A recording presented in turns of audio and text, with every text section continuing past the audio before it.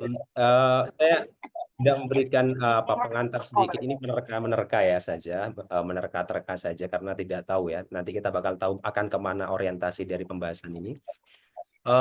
Sebagaimana yang kita tahu, dua dua apa namanya dua sekuler Barat besar, Jean Damon Macauliffe dan Angelica Nourid ya, beliau mengatakan bahwa Quranic Studies kontemporer itu tidak lagi memiliki waktu untuk mempertanyakan orisinalitas atau historisitas daripada Al-Quran.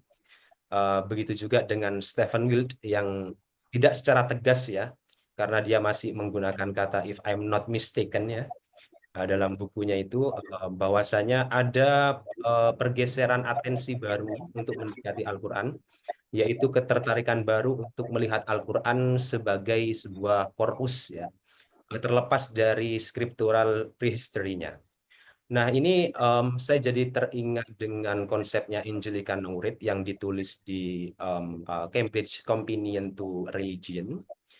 Dia membahas tentang the pre-canonizations and post-canonizations.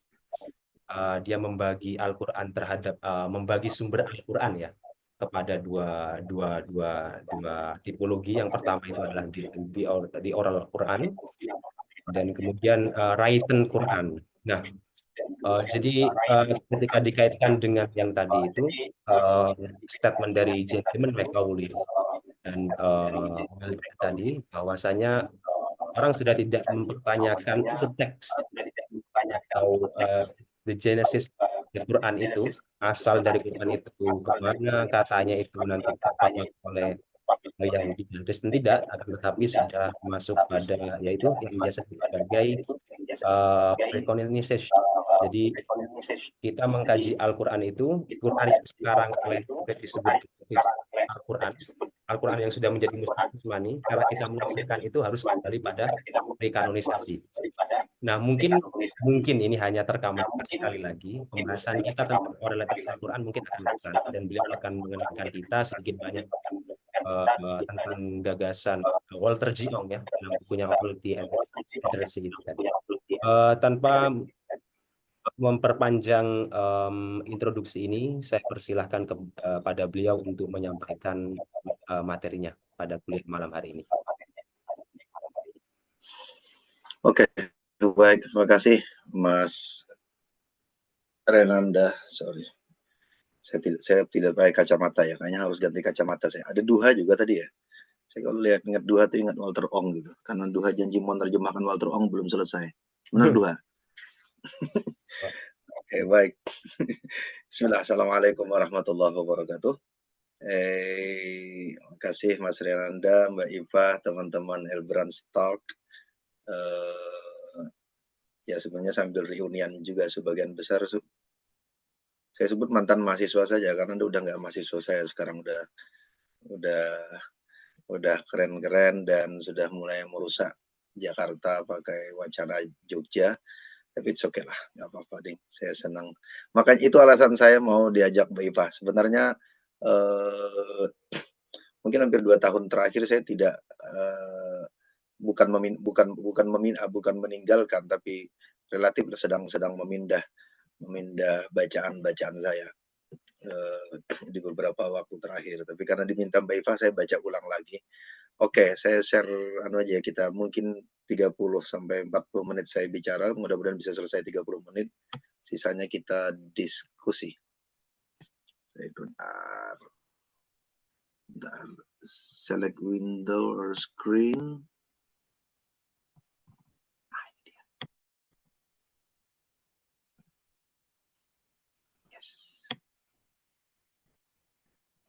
Muncul nggak? Udah muncul belum sih? Halo? Sudah.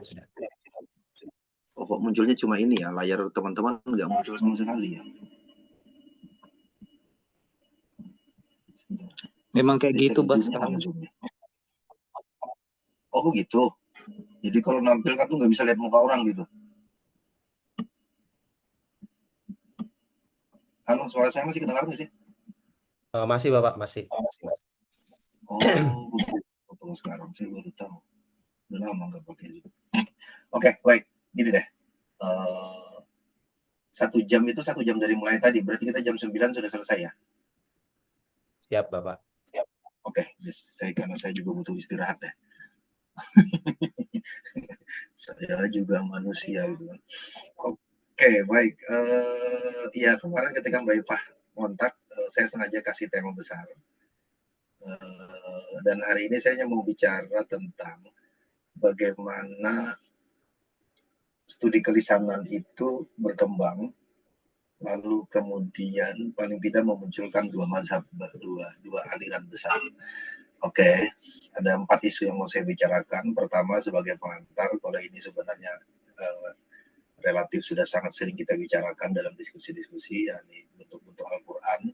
Saya sering sekali bicara dari 2 topik dasar ini untuk banyak pembicaraan. Dari bentuk itu kita mau melihat bagaimana kelisanan sebagai fenomena pewahyuan. Nah, dari kelisanan sebagai fenomena pewahyuan, lalu nanti turunannya ranah kajian studi kelisanan dalam studi Quran itu ada dalam terhadap Quran, kalau dalam studi Quran mungkin perdebatannya agak panjang. Studi kelisanan terhadap Quran itu paling tidak saya mau katakan dalam 2 kelompok besar, yakni studi historik linguistik Quran. Saya sebut historik dalam tanda kurung karena tidak selalu dia diidentikan dengan historik. Dan yang kedua, studi fenomenologis materialitas bunyi Quran. Oke, kita akan bicara 4 topik itu. Jadi mungkin sekitar 10 menit. Kecuali yang pertama saya bicarakan cepat saja karena asumsi saya relatif sudah sangat sering kita bicara ini, apalagi kalau teman-teman yang sering berdiskusi dengan saya. Jadi pertama bahwa bentuk Quran itu saya mengikut diskusi-diskusi kalangan studi agama, ada Wilbur Cantwell Smith, ada siapa? Ada Friedrich Denny, ada Miriam Levering yang mengikut pola ini, bahwa ya mengikut kepada kajian besar dalam studi agama, bahwa bentuk Quran itu ada yang lisan, ada yang tulisan. Prinsip kelisanan itu dia juga didengar, oral dan aural, yang membawa konsekuensi pada transmisi langsung. Karena dia baru oralitas itu baru bisa berfungsi ketika ada aural, ketika dia didengar. Jadi bunyi itu selalu melibatkan 2 pihak. Jadi setiap kali bunyi ada, dalam konteks itu dia pasti ada pihak yang mendengar. Bahkan dalam hal yang paling ekstrim, yang mendengarkan tuh bisa jadi diri sendiri. Makanya nanti di dalam tradisi tasawuf kita akan dengar misal gini, kalau dulu kita ngaji tentang adab orang sholat, adab sholat itu seberapa keras sih yang dimaksud bunyi bacaan jahar dalam Quran, maka batasannya adalah ketika dia didengar oleh kuping sendiri. Jadi oral dan auralnya itu bekerja bareng bahkan pada satu orang, dan dia terjadi pada direct transmission. Direct transmission itu penting nanti untuk menandai narasi-narasi sesudahnya. Yang kedua, bentuk tulisan. Nah, bentuk tulisan itu written, dia membawa konsekuensi pada cited, dilihat. Nah, berbeda pada oral dan aural yang direct, written cited itu bisa direct tapi bisa juga indirect. Jadi bisa jadi orang menulis, walaupun nanti bisa aja sih orang berargumen persis seperti oral aural tadi. Written itu sebenarnya cited juga oleh penulisnya pada saat dia dituliskannya, bisa-bisa aja sih kalau diargumennya begitu. Tapi dalam konteks yang lebih luas, cited itu bisa terjadi langsung, bisa terjadi di waktu yang akan datang. Kalau yang dimaksud dengan aural dan cited itu adalah subjek lain di luar penutur. Dan itu akan membawa konsekuensi pada model transmisi, membawa konsekuensi pada makna yang ditangkap. Oke, nah kita langsung pindah yang kedua. Al-Quran, kelisanan Quran sebagai fenomena pewahyuan. Nah, dari 2 pembagian tadi, hampir semua sarjana sebenarnya menyepakati. Makanya tadi akhirnya disebut kasus seperti Jan Demen McAuliffe, terutama Anglican Norwich, yang berusaha untuk keluar dari perdebatan orisinalitas Quran dengan menunjukkan bahwa ada konteks sendiri dalam peristiwa pewahyuan itu yang tidak bisa diselesaikan dengan pendekatan historis yang berbasis pada tulisan dan manuskrip. fenomena. Fenomena itulah yang disebut dengan fenomena kelisanan. Jadi, saya tidak akan masuk ke dalam perdebatan di mana posisi tulisan pada saat itu. Ada banyak tulisan-tulisan yang sudah mendiskusikan itu. Jadi ada Gregory Scholar, saya sebut nanti di bawah di slide selanjutnya. Gregory Scholar jelas menegaskan fungsi kolaboratif. Kolaboratif itu artinya ya memang dia tulisan dia support. Tapi banyak literatur lain yang bisa menunjukkan bahwa tulisan pada saat itu masih berbentuk mnemonik. Karena dia berbentuk mnemonik, maka tentu dia berbeda dengan tulisan yang kita kenali sekarang gitu. Dan historically itu proven, banyak sekali buktinya. Mungkin saya kapan-kapan sudah mau dengar riset-risetnya Duha, karena Duha ini belum presentasi ya, ngaji jauh-jauh belum presentasi, atau sudah saya belum dengar ya, masih bertapa ya. Duha, kamu masih bertapa Duha? Oke, ya Duha, Fadli, saya mau dengar cerita Duha dan Fadli sebenarnya pulang dari sana, karena mereka berurusan dengan manuskrip. Masih Tenggara ya Duha ya.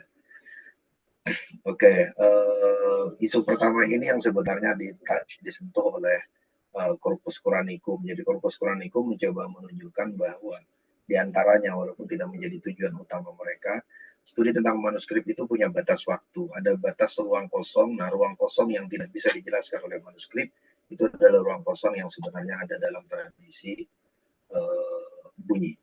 Oke, nah karena fenomena pewahyuan yang berbentuk bunyi, maka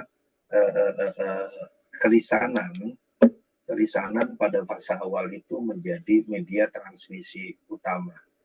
Jadi ya itu juga bisa kita tunjukkan dengan catatan sejarah, udah banyak kita temukan ini. Oke, saya tidak akan elaborasi lebih jauh ke situ. Nah, yang ketiga, karena kelisanan sebagai bentuk transmisi, dia berbeda dengan tulisan, karena kelisanan itu mengikat 3 hal sekaligus dalam satu peristiwa. Dalam setiap satu peristiwa kelisanan terjadi. Pertama, tuturan. Dalam konteks tuturan ini adalah teks bunyinya. Dan yang kedua, penutur dan lawan tutur, subjek yang menyampaikan bunyi dan menerima bunyi. Dan yang ketiga, peristiwa tuturan itu sendiri, yakni konteks. Nah, ketiga hal ini nanti membawa konsekuensi pada residu kelisanan yang akan kita lihat kemudian. Kalau teman-teman masih ingat, tiap kali ngaji tentang Ong dulu, kita banyak mengulang-ulang terma residu kelisanan itu. Nah, residu kelisanan itu sebenarnya bisa tampak, nanti pada slide selanjutnya kita akan bicara, bisa tampak dengan mudah pada bentuk kata, struktur ayat, struktur bunyi dari ayat Quran. Nah, misal contoh yang paling sederhana, kenapa Quran itu mubham? Penjelasan sederhananya adalah karena dia teks lisan. Teks lisan itu bisa dengan mudah berbentuk mubham karena teks, subjek, dan konteksnya itu menyatu pada bunyi tersebut. Jadi ya seperti kita bermain simbol, betul-betul simbolik yang sangat sederhana, itu bisa dengan mudah membawa pesan ketika disampaikan dengan lisan, karena ketiga hal ini bersamaan. Itu berbeda dengan bentuk tulisan. Jadi kemubhaman Quran yang menjadi penanda Quran sampai sekarang, kalau teman-teman yang biasa kita ketemu di kelas baca Al-Burhan fi Ulumil Quran, Al-Burhan di bagian awal sudah menegaskan tentang karakter mubhamat. Nah, hanya menariknya karena teks-teks ulumul Quran seperti Al-Burhan, Al-Itqan, ini kan teks yang ditulis pasca kanonisasi Quran, pasca kanonisasi qiraat, bahkan pasca kodifikasi ulumul Quran sendiri. Kalau kita mau sebut kodifikasi itu mulai dari Arisalahnya Syafi'i, di mana tradisi tulis itu sudah sangat kuat. Nah, ketika kuatnya sangat resist, maka sifat mubham pada ayat Quran yang diberi tekanan sangat kuat dalam Al-Burhan misalnya, tidak dihubungkan oleh dia dengan karakter kelisanannya oleh Kiai Musannif gitu kan. Itu menarik itu karena kan jadi residu kelisanan itu sebenarnya muncul dalam banyak bagian di kitab-kitab ulumul Quran. Tetapi karena kitab-kitab ulumul Quran ini ditulis pada fase pasca kanonisasi, maka karakter residual kelisanan itu tadi tidak muncul. Yang muncul hanya bentuk teksnya. Nah, contoh yang paling sederhana, yang paling gampang yang tampak itu adalah mubham. Jadi sifat mubhamat itu sifat mubham dari teks Quran itu karena sifat kelisanannya yang itu sangat berbeda dengan bentuk tulisan. Oke. Itu hal kedua. Jadi kelisanan. Nah, sekarang karena kelisanan itu inherent dan dia melekat pada fase pewahyuan dan dia bersifat direct. Karena itu maka nyaris tidak mungkin lagi kita meneliti kelisanan Quran langsung. Karena tidak ada rekaman bunyinya. Jadi tidak ada rekaman bunyi yang bisa kita dengar, tidak ada rekaman bunyi yang bisa kita uji sebagai bentuk data yang valid. Itu yang saya maksud dari slide ini. Karena dia adalah fenomena pewahyuan, ini fenomena sepanjang masa pewahyuan, maka sebenarnya sebagai sebuah fenomena dia udah lewat. Dia nggak bisa lagi diuji gitu kan. Yang bisa kita uji itu hanya residunya. Itu yang sebenarnya menjelaskan kenapa dulu saya senang baca Om. Saya senang baca Om. Walaupun itu juga dipicu oleh Muhammad Karim Kawaz ketika dia mencoba menggunakan Om untuk menjelaskan apa judul kitabnya? Kalamullah. Penjelasannya Al-Janibus Syafahi min Zahiratil Quran.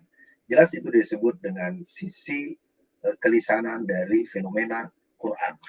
Gitu. That's clear. Dia menyebut sebagai fenomena. Tetapi fenomenanya fenomena yang sudah nggak bisa diuji. Dia hanya bisa diuji berdasarkan residunya. Itu kepentingan 3 item yang saya sebut di slide ini sebenarnya. Jadi di satu sisi dia menandai bahwa sebagai fenomena dia sudah lewat, tapi pada saat yang sama dia juga meninggalkan struktur yang menandai residunya.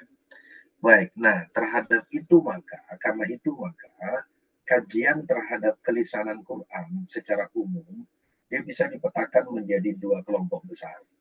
Saya mulai dari kelompok pertama, yang ini yang menjadi bagian lazim di dalam studi Quran.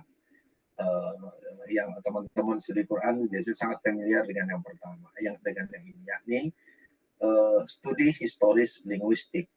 Saya sebut dengan situ sebenarnya dia studi linguistik, tapi kadang-kadang dia membutuhkan penjelasan historis tadi.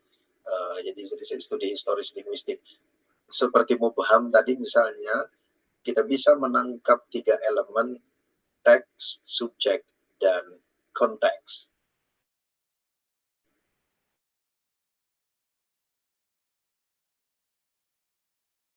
Jadi tuturan penuh itu di dalam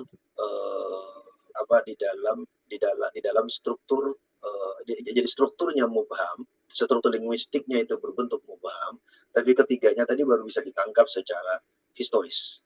Saya harus bikin disclaimer sebelum terlampau jauh. Bapak izin Bapak, slide-nya Yes. itu macet di sekarang slide yang mana? Di halaman pertama terus slide-nya. Masih halaman pertama? Iya. Tuh, sekarang apa yang muncul? Oh, kelisanan Al-Quran sebagai fenomena pewahyuan. Yang mana? Ini? Ini enggak. Ini bentuk-bentuk Al-Quran, kelisanan Al-Quran sebagai fenomena pewahyuan. Enggak. Oh ini, oke, ini saya. Oh kalau di slideshow terhenti dia ya. Ini tadi yang saya ceritain bentuk-bentuk Quran tadi. Oh jadi Anda dengar aja ya. Oke. Nah sekarang pindah nggak slide-nya? Pindah. Sudah pindah Pak. Kelisanan. Sekarang kelisanan. Bentuk-bentuk Al-Quran. Oh masih bentuk-bentuk. Oke, berarti nggak pindah namanya. Oke. Ini kelisanan. Oke, baik. Baik, ini yang baru saya ceritakan tadi, yang kelisanan tadi. Oke, ini yang saya maksud. Saya mau bikin disclaimer. Teks, subjek, dan konteks. Ya, Anda boleh kutip, Anda juga bisa nunggu saya selesai menuliskannya. Tapi saya tidak tahu di mana Anda bisa ketemu. Enggak, bukan tidak tahu tuh maksudnya. Saya mengolah 3 struktur ini dari berbagai sumber. Jadi bukan my coin, bukan inovasi saya juga. Saya nggak bikin bidah. Tetapi strukturnya bisa berbeda-beda pada penjelasan yang lain. Oke, tapi itu yang saya jelaskan tadi bahwa ketiga elemen dalam kelisanan, yakni teks, subjek, dan konteks, itu yang menjelaskan tentang, sebentar, sekarang muncul nggak ini? Studi historis linguistiknya muncul nggak di layar? Muncul, Bapak. Pak. Muncul. Halaman 5. Muncul, Pak. Oke. Yes, oke. Sekarang kita cerita ini. Jadi, terhadap fenomena kelisanan yang sudah tidak bisa diteliti tadi, karena dia adalah fenomena pewahyuan dan dia direct fenomena, itu fenomena yang bersifat langsung. Jadi tidak mungkin orang bisa meriset. Maka yang bisa dilakukan itu adalah membaca residu kelisanannya terhadap teks. Residu kelisanan yang ada pada struktur teks itu yang dilakukan Muhammad Karim Kawas, itu yang dilakukan oleh Gregor Schuler dan teman-teman. Ada lagi siapa? Wegelepul kayaknya punya buku sendiri juga ya. Wegelepul kalau nggak salah. Oke, itu yang sebenarnya coba dijelaskan oleh siapa? Oleh Angelika Noid. Nah, setidaknya ini hanya beberapa contoh residu kelisanan yang bisa kita lihat. Nah, kajian studi historis linguistik ini nanti berbeda dengan kajian kedua. Ini yang sebenarnya lazim di dalam studi Quran yang selama ini kita kenali. Jadi saya sering sarankan, jadi kalau orang mau melakukan kajian kelisanan berbasis studi Quran, harusnya dia bisa berangkat dari residu kelisanan agar basis studi Qurannya masih terasa gitu. Nanti akan kelihatan bedanya dengan yang kedua. Kita bisa lihat residunya pada beberapa bagian. Pertama, pada struktur bunyi pada teks tertulis. Jadi yang di struktur itu ada pada struktur bunyi dari teks tertulis. Jadi struktur bunyi itu maksudnya begini, ini ada teks tertulisnya lalu dia dibunyikan. Struktur bunyi itu yang baru kelihatan. Karena kalau tanpa struktur bunyinya dia nggak ketahuan. Jadi teks tertulis, tapi teks tertulis itu dibunyikan sebagai struktur bunyi. Itu satu tanda residu kelisanan. Nah, tapi ada tanda yang lebih kuat pada tanda-tanda selanjutnya. Yang ini pertama, yang kedua tentang pensifatan berulang. Ong menyebut itu dengan epitet tentang persifatan dan sifat-sifat. Dan itu bagian dari tradisi struktur bunyi orang Arab. Jadi karena orang ngomong dalam kelisanan itu kan orang butuh memberi penekanan terhadap pesan. Maka cara memberi tekanan pesan itu adalah dengan memberi epitet. Jadi kalau dalam kacamata ulumul Quran, pengulangan sifat-sifat Allah. Jadi kalau kita baca qawaidut tafsir misalnya, asma Tuhan, nama-nama Tuhan, sifat-sifat Tuhan yang disebut berulang pada ayat-ayat yang berbeda-beda, dia dihubungkan dengan kata kerja yang ada sebelumnya. Jadi kalau kita baca kitab Qawaidut Tafsir, penjelasannya dalam kitab Qawaidut Tafsir, kalau ada nama Tuhan, maka nama Tuhan itu disebut berulang dalam konteks makna, memberi penjelasan makna terhadap kata kerja yang ada sebelumnya. Jadi kalau dalam satu rangkaian ayat, orang akan mencari mana kata kerja atau kata benda yang dikerjakan, yang berbentuk masdar, maka kata sifat itu, nama-nama Tuhan itu berfungsi mensifati Tuhan, tapi dia juga berfungsi untuk mensifati kata kerja yang ada sebelumnya. Jadi ada beberapa contoh, ya banyak contoh ya. Bismillahirrahmanirrahim. Alhamdulillah, enggak dalam Fatihah tidak terasa, tidak tampak. Bismillahirrahmanirrahim. Alhamdulillahi rabbil alamin arrahmanirrahim maliki yaumiddin. Maka alhamdu itu rabbil alamin arrahmanirrahim maliki yaumiddin itu semua menunjuk kepada puji-pujian ini. Padahal dia mensifati Allah.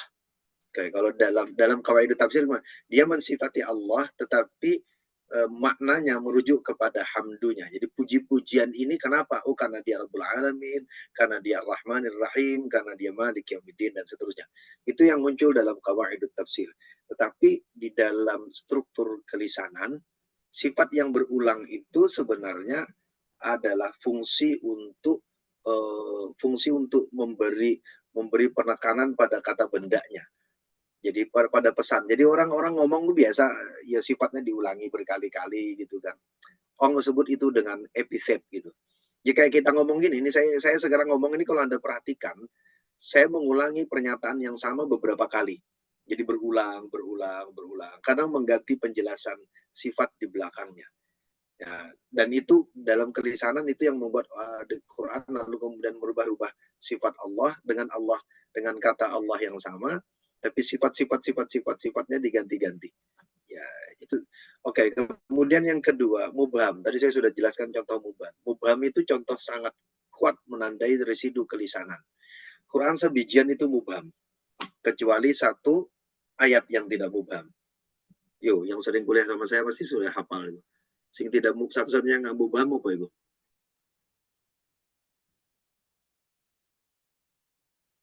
Are you with me? Al-Lahab. Al-Lahab, oh iya benar. Al-Lahab, sekalian kan ya satu-satunya yang tidak mubham itu Al-Lahab gitu. Makanya saya dipanggilnya Abah, nggak mau dipanggil Abi. Karena kalau dipanggil Abi nanti kayak tabat siada, Abi Lahab gitu. Saya nggak mau dipanggil Abi gitu kan. Nggak, tapi itu guyon bagian itu. Oke, itu jadi mubham itu lagi-lagi di dalam kitab Ulumul Quran persis seperti pensifatan dalam Qawaidut Tafsir tadi. Dalam kitab Ulumul Quran mubham itu ditandai banyak penjelasannya. Kalau kita baca di Al-Burhan itu penjelasannya karena untuk merangkum makna yang banyak, karena positif semua, positif dalam pengertian positif. Tetapi di dalam kajian kelisanan dia sebenarnya menandai residu kelisanan. Yang ketiga, performatif. Bentuk performatif yang paling gampang menandainya itu adalah tajwid. Jadi tajwid itu bentuk paling sederhana dari bentuk paling gampang menandai performatif. Kenapa? Maka lalu kemudian nun mati ketemu kaf harus menjadi ikhfa, sementara dalam tuturan orang tidak perlu mengikhfakan. Atau nun mati ketemu ta itu menjadi ikhfa kalau dalam bacaan Quran, tapi kalau ngomong orang nggak perlu pakai tajwid kan, nggak perlu min aina anta, yang diajak ngomong yang bingung gitu. Ya sisi performatif menandai kalau dia adalah struktur lisan, dia itu residu kelisanan. Yang ketiga, berirama atau formulaik. Ong menyebutnya dengan formulaik. Nah, ada yang menarik di sini. Di dalam tradisi sastra Arab, bentuk rima di dalam setiap syair itu mereka sebut dengan qafiyah. Qafiyah itu menandai bahwa akhiran dari satu bait itu mengikuti akhiran bait sebelumnya. Begitu terus, makanya lalu kemudian dia sama, maka disebut dengan qafiyah. Atau dalam bahasanya kita sebut berima. Tetapi bentuk yang sama, orang Quran nggak mau nyebut qafiyah. Dalam studi Quran, form yang sama itu disebut dengan fasilah. Fasilah. Benar ya Duha ya? Duha betul kan aku ya? Aku udah lama nggak baca kayak gini. Aku orang ngaji orang dua ini. Fasilah. Fasilah itu menandai pemisah ayat. Jadi menarik, ada upaya identifikasi apa ada sini guyonannya, monggo kalau ada politik identitas dalam istilah. Bentuknya sama-sama rima, bentuk formulaik. Tapi dalam dunia sastra dia disebut dengan qafiyah, tapi dalam studi Quran nggak disebut qafiyah, disebutnya dengan fasilah. Jadi kalau di dalam dunia sastra merujuk kepada kesamaan bunyi, tapi kalau dalam ulumul Quran form yang sama merujuk kepada fungsi. Makanya disebut dengan fasilah. Tetapi yang prinsip adalah mau dia disebut qafiyah atau fasilah, dia sebenarnya adalah bentuk formulaik yang menandai residu kelisanan. Residu kelisanan. Kenapa dia disebut menandai residu kelisanan? Karena merujuk kepada struktur cara bertutur orang Arab. Tapi tidak hanya orang Arab sebenarnya. Tradisi lisan secara umum itu formulaik. Makanya kalau di dalam tradisi Arab bentuknya syair-syair, kalau dalam orang Indonesia yang hidup tradisi lisan itu bentuknya adalah pantun. Atau kalau Anda perhatikan, Anda biasa memperhatikan itu enggak, cerita rakyat yang disampaikan secara lisan. Dia juga akan berirama, berbentuk formulaik, jadi ada rhythm, ada rhyme, ada rhythm. Rhythm itu arutnya, rhyme itu kafiahnya, jadi bentuk belakangnya. Nah, lalu kemudian yang terakhir, sebenarnya masih banyak kita bisa elaborasi. Residu kelikasanan yang juga sangat kuat ada pada makna daripada bentuk. Contoh yang paling gampang itu adalah qiraat. Qiraat itu jadi varian qiraat prakanonisasi tentu saja. Varian qiraat prakanonisasi itu sebenarnya adalah varian dari kelisanan. Jadi kenapa ada bunyi yang berbeda, kenapa ada kata yang berbeda? Karena di dalam transmisi lisan yang bersifat direct, makna itu didahulukan daripada bentuk. Jadi meaning before form. Nah, tetapi nanti ketika sudah jadi tulisan, maka bentuk menjadi lebih didahulukan. Jadi pasca kanonisasi, bentuknya juga dikanonisasi, maka menjadi sangat terbatas.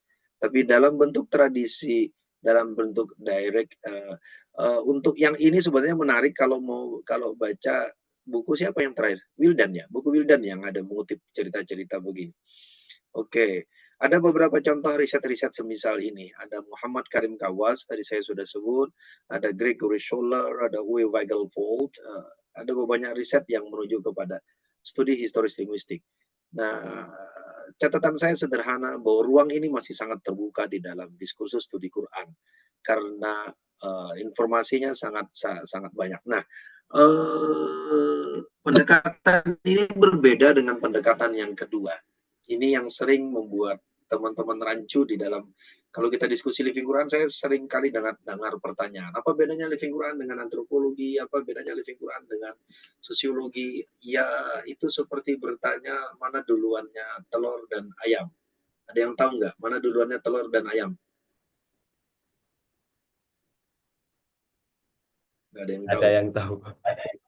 Duluan telur. Kalau saya tanya mana duluannya ayam dan telur, itu duluan ayam.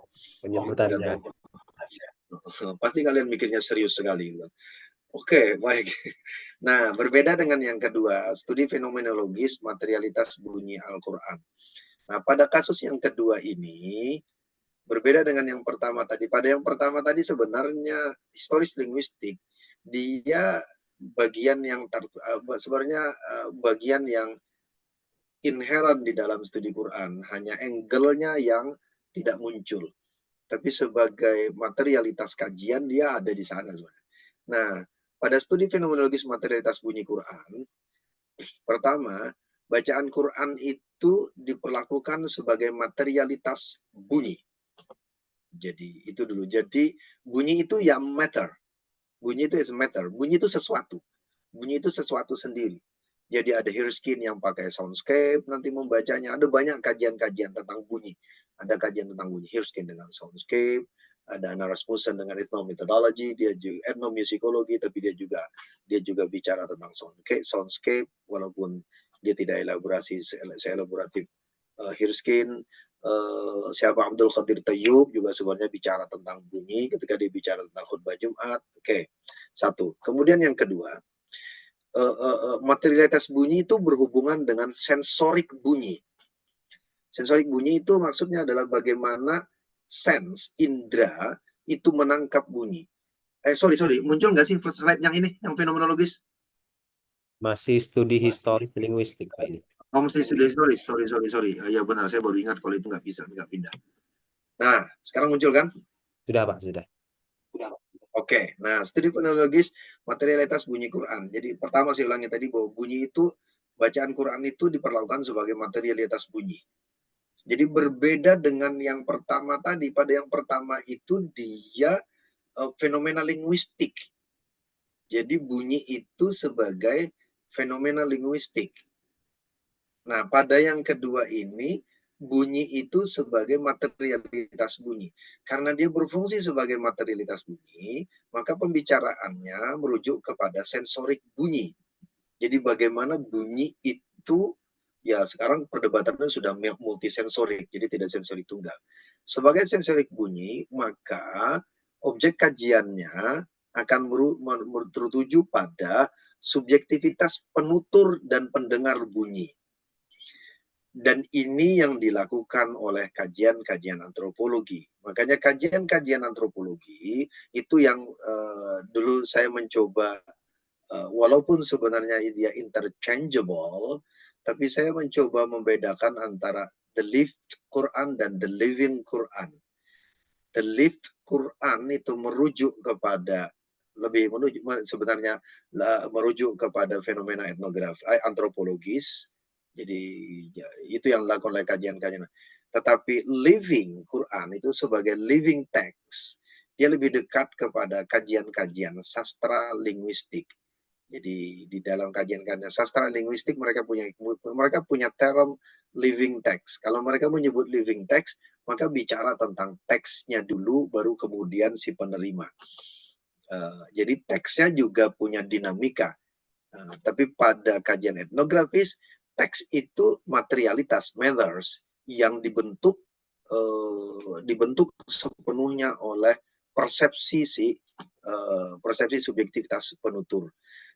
Walaupun kedua istilah itu sebenarnya interchangeable, karena dalam prakteknya ya tadi, mana yang duluan pembuat teks atau yang teks yang dibuat, apalagi dalam kasus Quran kan berubah terus, ya seperti pertanyaan telur dan ayam tadi. Tapi oke, ini menjadi penting posisi sensorik dan subjektivitas. Maka kajian-kajiannya akan selalu bicara dari perspektif subjektif. Subjektif itu bisa personal, bisa pula intersubjektif. Ada sejumlah orang, komunitas. Jadi riset-riset kayak Anna Rasmussen, Christina Nelson, dia intersubjektif. Tapi ada reportase yang lebih tua dari itu, yang menjelaskan tentang, yakni reportasenya Mahmud As-Sa'dani. Mahmud As-Sa'dani bikin reportase itu tahun 1920-an, lalu dirilis ulang. Mahmud As-Sa'dani bikin reportase di tahun 1960-an ya. 60-an, tapi dia merujuk kepada peristiwa sampai tahun 1920-an. Al-Hanus sama gitu. Dulu di grup LSKH, seingat saya kita pernah saling bertukar bahan itu. Nah, yang terakhir, fungsi fenologis materialitas bunyi itu merujuk kepada fungsi performatif bunyi. Jadi dalam konteks yang ini sama. Jadi fungsi performatif ini pada yang fenomenologis dia sama. Jadi kedua oke, saya cuma bicara itu saja, Bu. Jadi studi kelisanan dalam studi Quran itu dia bisa dibaca dalam dua kajian.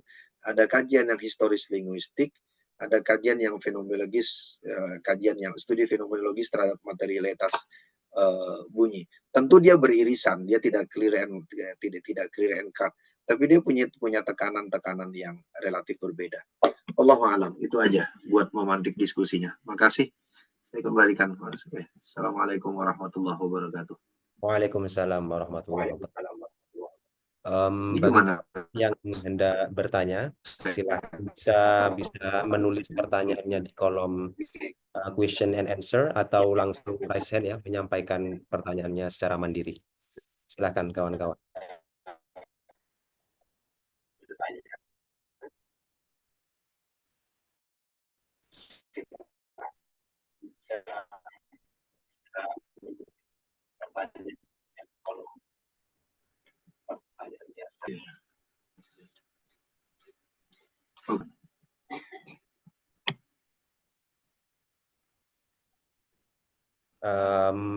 Apa ada yang mau bertanya ini? Oh ya, ini silakan Mas Muhammad Muhyiddin ya.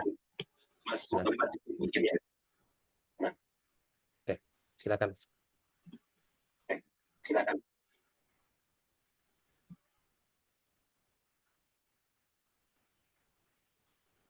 Nggak kedengeran ya suaranya. Suaranya nggak kedengeran, Mas. Diperiksa dulu.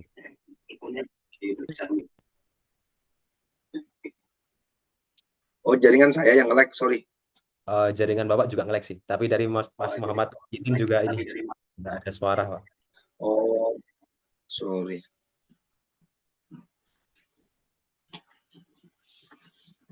Banyak sekali orang Jogja hijrah ke Jakarta ini. Mau jadi orang kota semua kalian. Hanya Keren sekali.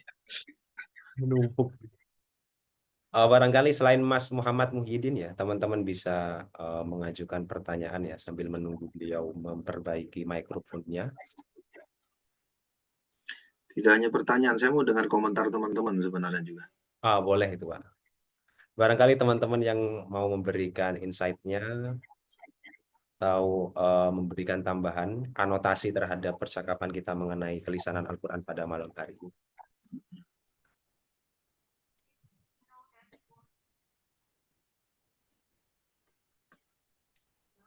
Izin bertanya, Pak. Monggo, misterius. Misterius. Jadi, Assalamualaikum warahmatullahi wabarakatuh. Ini pertanyaan titipan dari teman saya, Pak. Mungkin saya juga sebenarnya masih belum connect gitu ya. Dan jujur li masih ketinggalan jauh dari teman-teman yang lain seperti itu. Jadi ada teman yang menanya gini, Pak. Yang dimaksud dengan mubahamnya Pak Raufik itu apakah sama dengan mubahamnya Ummul Quran gitu? Bisa ditolong dijelasin sedikit, Pak. Itu aja, Pak. Agar kami lebih connect gitu. Iya, Ummu Hadis, sorry. Apaan? Ya. Itu aja dulu, Pak. Sama, bahwa dia tidak menunjuk. Jadi ada peristiwa spesifik, tapi dia tidak menyebut nama dan tempat secara spesifik. Nah, tapi bedanya kalau dalam hadis, mubham itu membuat kualitas hadis menjadi turun. Tapi dalam Quran enggak. Itu yang membedakan. Walaupun sama-sama peristiwa tuturan sebenarnya. Ya, dalam konteks Quran, siapa? Azarkasi menyebut secara eksplisit kata mubham itu. Dan memang ada subtitle khusus tentang mubham. Dan yang dimaksud mubham ya memang mubham dalam seperti jadi Quran itu kan sebenarnya kalau lihat dari sabab nuzul, peristiwanya ya ada, orangnya ada, tetapi Quran memilih untuk tidak menggunakan menyebut namanya. Nah, kalau dalam periwayatan hadis orang yang ada, tempat yang ada lalu tidak disebut secara spesifik itu kan gugur. Iya, ya jadi dalam ya kasus sama dengan yang di ulumul hadis sebagai term, cuma berbeda dalam pensikapannya. Kalau dalam ulumul hadis, dalam mustalah hadis mubham itu menandai kelemahan periwayatan, tapi kalau dalam Quran tidak. Nah, kenapa tidak? Ya tadi karena karakter kelisanannya itu. Kenapa dia mubham dalam studi Quran tidak membuat kualitas Quran dinyatakan turun sebagai informasi yang ditransmisikan. Padahal itu kan ditransmisikan dari sahabat mendengar, kesalahannya tidak disebut siapa sahabat yang mendengarnya, tidak disebut sahabat yang sedang dibicarakan, padahal banyak ayat yang sedang membicarakan sahabat tertentu, atau tidak disebut di mana satu peristiwa tertentu. Nah, selama ini kalau dalam ulumul Quran, bahkan di dalam Azarkasi kalau kita baca di antara hikmah disebut hikmah dari mubham itu adalah untuk membuat al-ibratu bi umumil lafzi la bi khususis sabab. Jadi perdebatannya adalah perdebatan bagaimana mengambil makna teks. Nah, dan itu tidak salah. Nah, tetapi ya karena kita teks-teks ini kan ditulis pasca kanonisasi semua. Padahal prakanonisasi sifat kemubhaman itu bergandengan dengan karakter kelisanannya. Makanya dia sebagai sebuah teks yang mubham, dia oke-oke saja Quran pada saat itu. Tidak lalu dinyatakan informasinya menjadi lemah. Iya, jadi jawabannya iya, Mas. Memang sama dengan yang di ulumul mustalah hadis memang konsepnya. Baik, makasih banyak, Pak. Syukran. Selanjutnya ada Bapak Maulidi, silakan Pak disampaikan pertanyaannya. Assalamualaikum warahmatullahi wabarakatuh. Waalaikumsalam. Maaf Kiai Raufik yang saya hormati, saya ini orang awam jadi mau tanya yang sederhana saja. Tadi saya nyimak bahwa prakanonisasi itu ada istilah meaning before form ya. Ya. Kalau begitu berarti dapat diduga bahwa orang Arab itu sudah paham dengan Al-Quran. Seakan-akan makna diketahui terlebih dahulu, baru muncul lafaz, kira-kira begitu kan. Padahal orang Arab sendiri itu jangankan kok dulu ya, sampai sekarang juga masih banyak yang tidak ngerti makna Al-Quran itu sendiri. Nah, itu maksud saya. Meskipun dikatakan bahwa Al-Quran itu adalah representasi daripada bahasa Arab. Bisa dikatakan iya, meski ada juga beberapa kitab yang menyebut ada kata-kata meskipun relatif sedikit sekali yang itu tidak bahasa Arab murni gitu. Tapi secara umum oke, itu bahasa Arab. Lah, maksud saya adalah dapat diduga bahwa dengan teori tadi atau apa istilahnya saya tidak tahu tadi, meaning before form itu, bahwa orang Arab sudah paham sehingga pengucapannya pun juga berbeda-beda akhirnya. Contoh misalnya begini, saya pernah nanya kepada Allahu Yarham Gus Najib atau Kiai Najib Abdul Qadir Rapia. Apakah waman aufa bima ahad alaihullah fasayutihi ajran azima? Ajran apa ya? Saya tidak hafal Quran jadi bingung sih ya. Nah, itulah. Nah, bima ahad alaihullah itu bukan karena pengaruh linguistik, tapi pengaruh tadi aswat ya. Penuturan lisan tadi, bukan karena secara umum teks Quran itu selalu alaihi, tetapi ketika pada persoalan ayat ini kemudian bima ahda alaihullah, padahal tidak juga terasa berat kan, litikol kan bagi orang yang bima alaihillah misalnya, kan tidak berarti juga takhir terhadap lafzul jalalah yang seringkali dibaca tafkhim misalnya begitu. Lah, ini saya mohon penjelasan Kiai, saya nggak paham ini. Terima kasih, jazakallah khair. Matur nuwun ya, nggih. Mal mas'ulu anhu a'lamu min as-sa'il. Tapi gini ya. Jawaban jadi benar yang jangan sampaikan, tapi penjelasannya begini.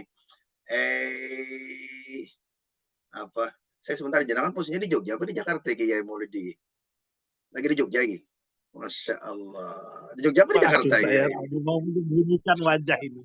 Menyembunyikan wajah ini. Ya? Jadi iya, jawabannya iya dan tidak. Iya dan tidak tuh begini maksudnya.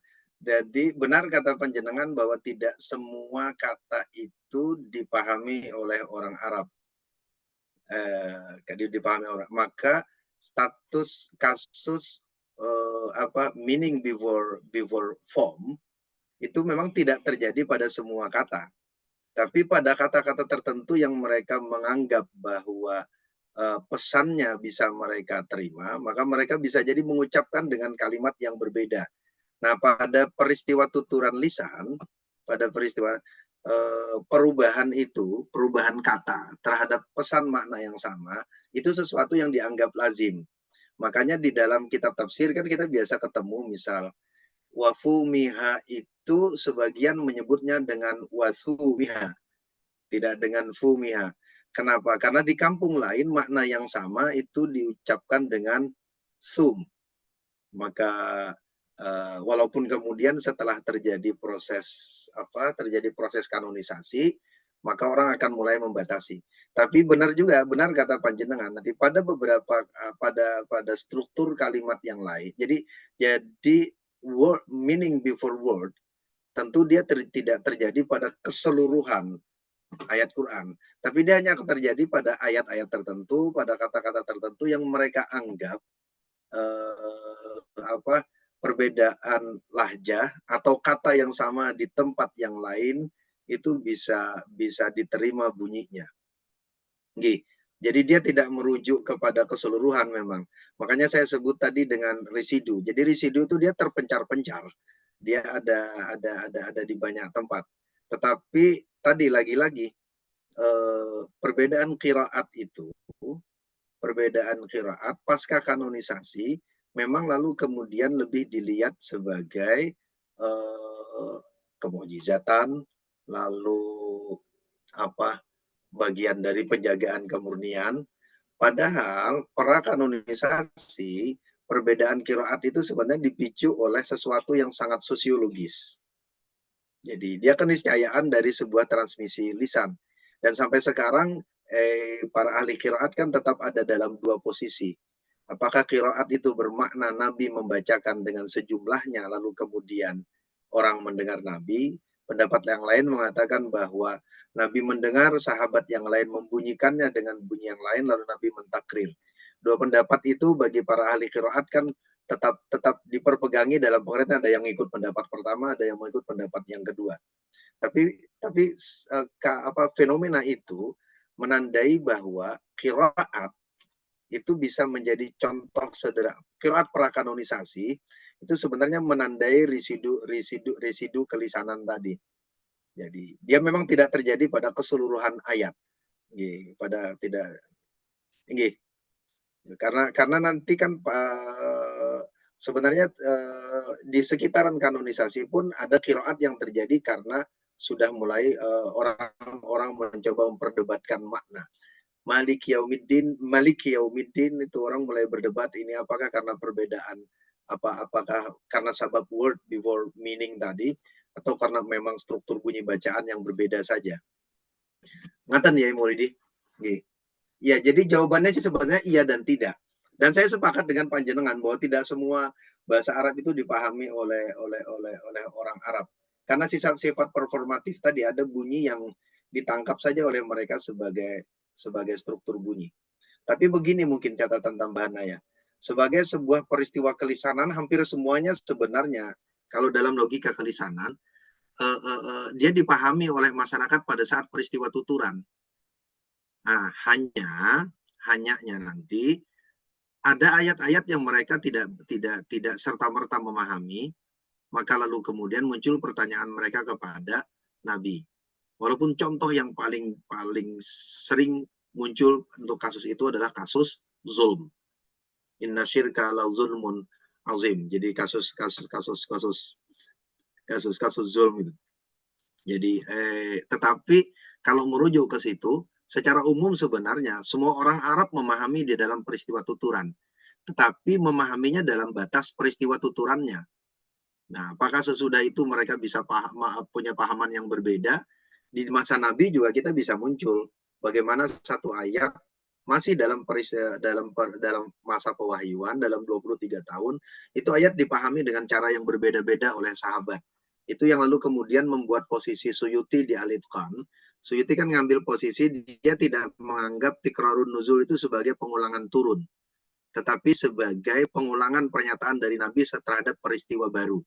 Jadi bukan nuzulnya yang 2 kali atau 3 kali, tetapi ada peristiwa baru oleh Nabi disampaikan lagi ayat itu. Tapi nanti dalam periwayatannya tetap menggunakan redaksi fanuzila, maka seakan-akan terjadi tikrarun nuzul. Itu pun sebenarnya dalam ulumul Quran masih muncul perdebatan. Sebagian mengatakan memang ada tikrarun nuzulnya, sebagian anggap ya seperti posisi Suyuti tadi. Suyuti juga menyebut, tapi dua-duanya disebutkan kok dalam di Suyuti seingat saya tikrarun nuzul disebutnya dua-duanya. Ada peristiwa yang berulang atau itu sebenarnya penyampaian yang berulang oleh Nabi terhadap peristiwa yang berbeda gitu. Inggih, ngaten ya Mulidi. Jazakallah khair. Iyyakum ya Allah. Di kolom komentar ada yang bertanya Bapak. Oke, pripun. Dari Mas Aliyah. Mas apa Mbak? Nah, ini Mas Muhyiddin nulis sudah. Iya, ini Mbak kayaknya Pak. Saya baca punya Mas Muhyiddin dulu ya. Kalau Quran kemudian disuarakan sehingga ada beberapa sahabat terenyuh dan masuk Islam atau orang merasa nyaman dengan dibacakan Quran yang mana bisa dengan ijaz as-saud masuk dalam kategori apakah itu mystical, oral kah atau apa? Ya itu yang disebut performatif tadi, Mas Mas Muhyiddin. Jadi itu yang saya sebut. Jadi kalau dalam kajian kontemporer itu yang dilakukan itu yang disebut dengan sensori Quran tadi. Nah, cuma problemnya kan kita tidak bisa menguji bunyinya lagi. Yang kita dapat itu kan peristiwa terhadap bunyi. Karena kan basisnya kan hadis. Jadi ini cerita tentang riset. Jadi sebagai sebuah objek penelitian, peristiwa misalnya Umar yang masuk Islam karena mendengar bunyi, itu kan peristiwa terhadap bunyi. Tapi bunyinya sendiri kita nggak bisa punya datanya karena data bunyi itu data suara. Tapi itu kita bisa tunjukkan sebagai residu kelisanan. residu kelisanan. Jadi bahwa di masa Nabi itu ada peristiwa performatif memang. Itu kan peristiwa performatif yang dibunyikan, maka lalu kemudian orang terenyuh, dibunyikan, maka orang orang lalu kemudian menangis dan sebagainya. Record itu ada dalam hadis, record itu bisa jadi ada dalam Fadailul Quran. Nah, tetapi di dalam konteks riset, ketika kita melakukan riset itu, riset kita sebenarnya riset historis linguistik terhadap residu kelisanan, bukan terhadap peristiwa kelisanannya. Karena peristiwa kelisanan nggak bisa di recall, tidak bisa dibunyikan ulang. Nah, tetapi model yang sama bisa dilakukan dalam riset yang kedua tadi, yang fenomenologis terhadap bentuk materialitas bunyi. Tetapi subjek yang sensoriknya itu subjek yang sekarang terhadap bunyi yang bisa didengar sekarang. Jadi ada bunyi sekarang, ada subjek sekarang. Jadi orang datang ke MTQ lalu nangis-nangis gitu kan. Wah ini tersentuh, ternyata enggak. Kenapa? Karena tahun kemarin dia ikut, dia kalah gitu kan. Ya enggak gitu. Ya gitu Mas Muhyiddin. Jadi itu justru menandai. Nah itu benar kata jenengan. Jadi selama ini informasi seperti itu dikumpulkan sebagai bagian dari ijaz. Oke, itu tidak salah. Perbuatan sebagai ijaz, tapi itu teologis. Itu diskursus teologis tentang ijaz itu oke, sebagai sebuah diskursus, sebagai sebuah materi pengetahuan. Nah, selama ini kan kita tempatkan di situ. Nah, di dalam diskursus kelisanan itu sebenarnya menandai residu kelisanan tadi yang muncul di dalam struktur teks. Tetapi kan yang dilihat, yang bisa detail informasinya kan hanya informasi tentang peristiwanya. Bunyi kelisanannya sendiri nggak bisa. Jadi prinsipnya begini. Jadi kalau dalam riset itu, objek atau subjek itu dia bisa diamati langsung, bisa didengar langsung, atau bisa disentuh langsung, bisa dilihat langsung. Kalau tidak dia sekunder namanya. Iya, jadi benar yang jenengan sebut bahwa itu lalu kemudian bikin dia menjadi apa tadi ijaz. Tapi ya itu diskusi dalam ulumul Quran selama ini ijaz itu. Saya mau katakan bahwa begini, jadi kajian tentang residu kelisanan dalam struktur teks itu sangat terbuka. Ya riset-riset seperti Muhammad Karim Kawas itu cuma pembuka. Masih banyak yang bisa dilakukan. Oke. Siap, Mbak Aliyah tadi. Aliyah ini Mas apa Mbak sih? MS Aliyah? Sepertinya Mbak ini, Pak. Oke, MS Aliyah. M-nya berarti M-nya berarti Mahmudah S Aliyah gitu ya. S Aliyah. Ya Mbak, sorry. Ingin bertanya terkait hadis dan kaitannya dengan tafsir. Hadis tulisan, kalau kita bedakan dengan sunnah yang memiliki karakter kelisanan yang dihidupkan secara cair. Kalau begitu, hadis-hadis tafsir Rasulullah terhadap beberapa ayat apakah juga harus dibawa dalam diskursus ini? Oke, sebentar, saya mencoba mencerna. Maksudnya apa lagi, Mbak? Hadis itu tulisan, oke. Ada bisa bantu saya gimana konteksnya ini? Kalau kita bedakan dengan sunnah yang memiliki karakter kelisanan dihidupkan secara cair, oke, saya paham. Ada yang membedakan antara hadis dan sunnah. Sunnah itu yang peristiwa-peristiwa, hadis yang sesudah dikanonisasi. Ya ada yang membedakan, ada yang menyamakan. Oke, kalau saya ikut lain Anda saja. Kalau begitu hadis-hadis tafsir Rasulullah terhadap beberapa ayat juga harus dibawa dalam diskursus ini. Maksudnya diskursus yang mana? Bahwa hadis itu tulisan gitu ya? Kelisanan, Pak, betul. Jadi kita membahas hadis dalam diskusi kelisanan. Apakah sama bahasannya dengan Al-Quran begitu kira-kira, Pak? Oh gitu. Iya. Ya contohnya seperti yang contoh kasusnya Mas Muhyiddin tadi, kasus Umar dengan Toha tadi. Kasus Umar dengan Toha itu kan yang kita lihat kan hanya peristiwa. Kan hadis ada di hadis. Ada di hadis gitu. Qiraat juga basisnya kan periwayatan dalam bentuk sama seperti hadis. Ya hadis ya juga sebenarnya teks lisan. Bahkan tadi pertanyaannya Maulidi tadi itu sangat dalam hadis jauh lebih kental. Jadi kalau dalam kasus Quran kan karena ada proses transmisi yang masif, maka membuat varian meaning before word itu menjadi sangat limited jumlahnya, tidak banyak. Tapi kalau dalam hadis justru jauh lebih masif. Karena tidak ada peristiwa penjagaan sejak awal. Kan berbeda dengan Quran kan. Quran pada sejak pertama kali diriwayatkan kan dia dijaga bareng oleh sejumlah banyak orang. Maka peristiwa word before meaning before word tadi dia hanya terjadi pada kata-kata tertentu yang memang ada variasi karena ada varian daerah, ada varian wilayah. Tapi pada hadis kan itu tidak. Pada hadis dia tidak terjadi. Hadis itu kan jadi berbeda dengan Quran. Kalau Nabi katakan ini Quran, maka semua orang menyimaknya sebagai Quran. Tapi pada kasus hadis enggak. Nabi misalnya bertemu sahabat, Nabi ngomong sesuatu, ada sejumlah sahabat, ada 10 sahabat misalnya, itu belum tentu 10 sahabat itu akan mengingat peristiwa ini sebagai sesuatu yang penting diingat dan disampaikan ke orang lain. Itu yang menjelaskan kenapa Nabi khutbah, misalnya Nabi khutbah, itu bisa jadi hanya 2-3 orang sahabat yang meriwayatkan. Padahal tidak mungkin kan hanya 2-3 orang sahabat yang hadir. Itu bisa puluhan, bahkan mungkin ratusan sahabat hadir ketika Nabi khutbah. Tapi kenapa hanya sejumlah orang yang meriwayatkan? Ya karena mungkin sejumlah orang itu yang memperhatikan apa yang pernyataan yang dibuat Nabi. Makanya di dalam riset-riset Jonathan Brown misalnya dia sebut hadis itu kan seperti puzzle.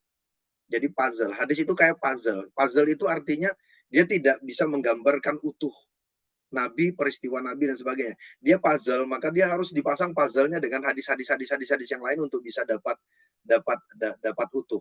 Karena hadis menjadi sangat kental. Kenapa? Karena periwayatan hadis yang paling utama itu adalah bil makna, bukan bil lafzi. Jumlah hadis itu mayoritas, sebagian besar hadis itu bil makna. Sangat sedikit hadis yang riwayatnya itu bil lafzi. Nah, bil makna itu yang menandai tadi meaning before word. Jadi untuk kasus itu tadi seperti yang disampaikan Yai Maulidi tadi, kalau kita bandingkan itu volumenya dalam hadis jauh lebih banyak dibandingkan di dalam Quran. Jadi kalau teman-teman yang minat dalam studi hadis, sebenarnya residu kelisanan pada hadis itu jauh lebih kuat. Residu kelisanan pada hadis itu jauh lebih kuat. Itu bisa dan datanya lebih mudah. Datanya lebih mudah itu dalam pengertian begini, karena dalam kasus Quran, pasca kanonisasi Quran, maka ya sudah qiraat yang dikanonisasi itu pasca kanonisasi qiraat maksudnya Mujahid, pasca kanonisasi Mujahid itu ya sudah itu menjadi alat ukur tunggal. Makanya di dalam diskursus para orientalis, ketika para orientalis Arthur Jeffrey misalnya merujuk kepada Kitabul Masahibnya Ibnu Abi Daud As-Sijistani, para ulama penjaga Quran itu dengan mudah menolak, karena bagi mereka ukurannya adalah ukuran yang penting itu adalah kanonisasinya Mujahid. Ya, maka setiap varian yang muncul dalam Kitabul Masahibnya Ibnu Abi Daud As-Sijistani tetap akan diukur dengan menggunakan Mujahid tadi. Nah, tapi pada kasus hadis enggak. Pada kasus hadis itu kanonisasi terjadi per kitab. Jadi Bukhari, Muslim, terusnya. Jadi variannya akan sangat banyak. Di dalam Bukhari sendiri, Bukhari mengkanonisasi varian. Muslim memvariasikan varian. Jadi semua kutub tisah dia kutub sittah sampai sampai tisah juga. Mereka mengkanonisasi varian. Enggak cuma itu, maka muncul Mustadraknya Al-Hakim. Itu juga mencoba menarik varian yang lain. Iya Mbak apa masih? Ya prinsipnya sih begitu. Sepaham saya itu yang belum banyak. Padahal kajian itu bisa digunakan untuk merespon diskusi para orientalis tentang projecting back di dalam diskursus ilmu hadis. Ya cuma memang belum banyak disentuh. Tapi itu penting. Tapi kalau kita baca Gary Davidson, baca Jonathan Brown, itu baca siapa kemarin saya ingat sama Allahyarham Jadil Sanubar ya, Minan Nabi ilal Bukhari. Jadi ya di kitab Minan Nabi ilal Bukhari kita akan ketemu diskursus itu, sifat kelisanan hadis itu menjadi salah satu karakter penting di dalam periwayatan. Dan sama kajiannya tentang residu sebenarnya. Gih. Ngaten Mas Rada, kemana saya ngacung lagi. Udah jam 9. Ya, monggo tapi bentar lagi ya. Jadi karena sudah jam 9 kawan-kawan sekalian, tentu kita tidak bisa menjawab semua pertanyaan ya. Akan ada pertanyaan-pertanyaan baru ketika selesai menjawab persoalan-persoalan yang sudah diajukan. Sebelum berakhir, ada titipan dari tim Elbran. Ada beberapa foto ini. Pertama, ada bedah tesis ya bersama Mas Alwi tentang kelisanan Al-Quran ya, jilid 2. Kemudian yang kedua, ada bedah tesis Ahmad Fuadi, monogami perspektif anak korban poligami Buya Yahya. Wah, keren ini. Itu Alwi nulis tulisan tuh, keren tuh. Kemudian poin yang ketiga adalah teman-teman bisa mengirimkan artikel ya ke peranalanya Elbran. Terus kemudian yang keempat, ini masih menunggu detail informasi selanjutnya. Akan ada diskusi bersama Abdullah Said ya tentang tafsir kontekstual, dan bersama Emron El-Badawi ya, bedah bukunya yang itu Female Divinity in the Quran. Dan itu kira-kira yang bisa saya sampaikan terkait beberapa poin ya yang perlu untuk ditegaskan. Terima kasih kepada Bapak Ahmad Raufik yang telah memberikan materinya yang sangat luar biasa sekali tentang kelisanan Quran. Dan terima kasih kepada kawan-kawan semuanya. Saya pribadi ketika ada salah ucap, salah sebut, salah menginformasikan, mohon dimaafkan. Kiranya bisa kita tutup bersama. Assalamualaikum warahmatullahi wabarakatuh. Waalaikumsalam. Assalamualaikum warahmatullahi wabarakatuh. Sebentar, saya kirim di anu ya. Di Itu kolom chat. Duha minta itu. Oh. Tak kirimin dua. Japri pun tak kirimin dua. Di kolom chat mana sih? Ini di bawah Pak. Di dekat partisipan. Ya, sudah ketemu ini tulisan Anda.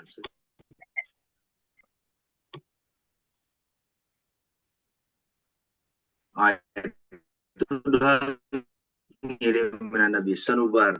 Itu menarik juga. Sudah pernah didiskusikan belum tuh? Minan Nabi ilal Bukhari. Keren itu buku itu. Sama yang Gerrit Davidson. Oke, makasih teman-teman. Ya, Taza, kamu betah di Jakarta, Taza? Masih betah, Bang. Oke, ya. Oke, betah. Betah ya, dapat beasiswa ya, betah. Pamit ya. Terima kasih teman-teman. Yuk. Assalamualaikum. Assalamualaikum. Waalaikumsalam. Terus,